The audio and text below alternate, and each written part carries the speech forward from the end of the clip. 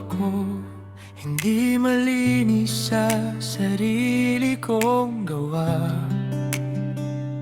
Maraming beses akong nadapa, maraming bagay ang aking pinagsisihan. May mga matang tumitingin, may mga labi na humuhusga. Hindi ka karapat-dapat, hindi ka dapat gamitin yan.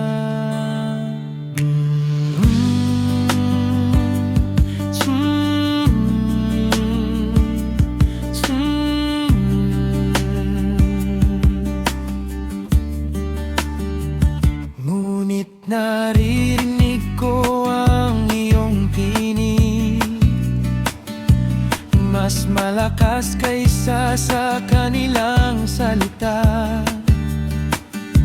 Hindi mo hinahanap ang taong perpekto, kundi pusong handang sumuko sa iyo. Kung ang tingin nila'y kahinaan, sa iyo ito'y pagkakataon. Kung ang tingin nila'y nakaraan, sa iyo may bagong simula.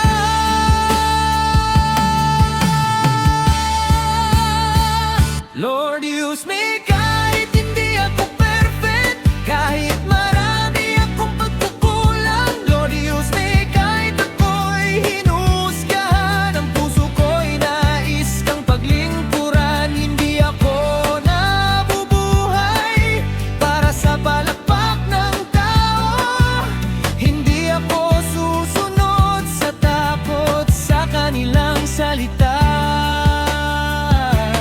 Here I am, Lord, use me kahit hindi ako perfect. Ikaw ang Diyos na tumawag sa akin.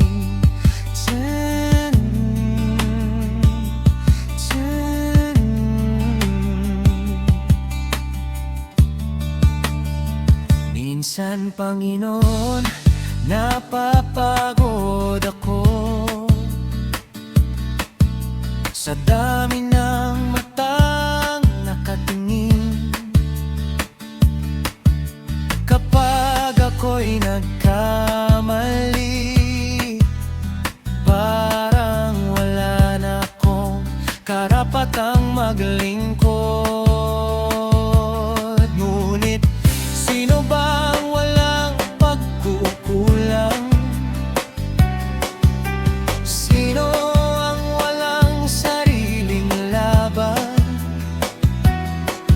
Kung iyong biyaya ang sukatan, lahat tayo'y nangangailangan. Hindi ko ipagmamayabang ang sarili kong kabutihan.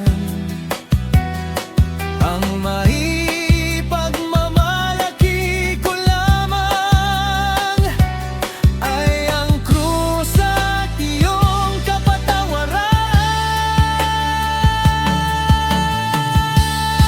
Kaya kahit may magsalita, kahit may hindi maniwala, mas pipiliin kong sumunod sa iyong tawag,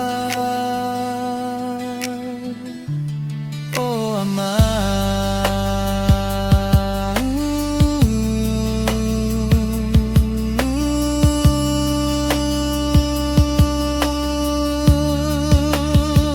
Lord, use me kahit hindi ako perfect, kahit marami akong pagkukulang. Lord, use me kahit ako'y hinusgahan, ang puso ko'y nais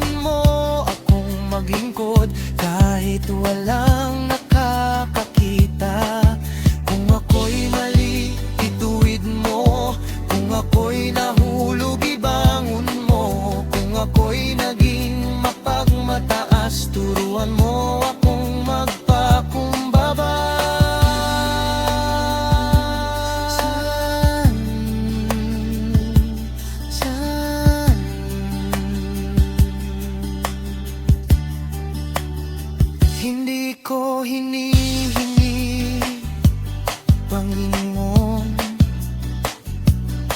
na gamitin mo ako para mapansin.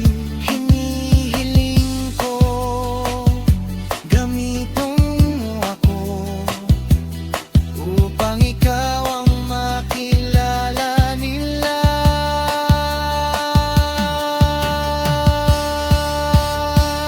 Oh Lord, use me. Oh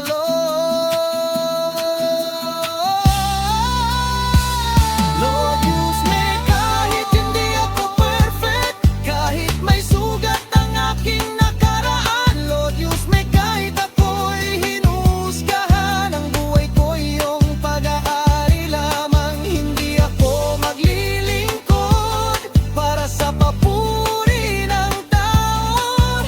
Hindi ako titigil dahil sa kanilang mga salita. Here I am, Lord, send me.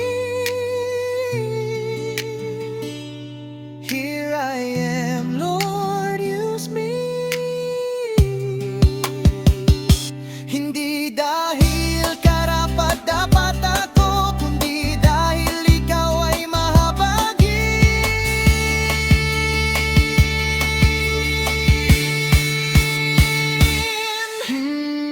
Lord, use me kahit hindi ako perfect, kahit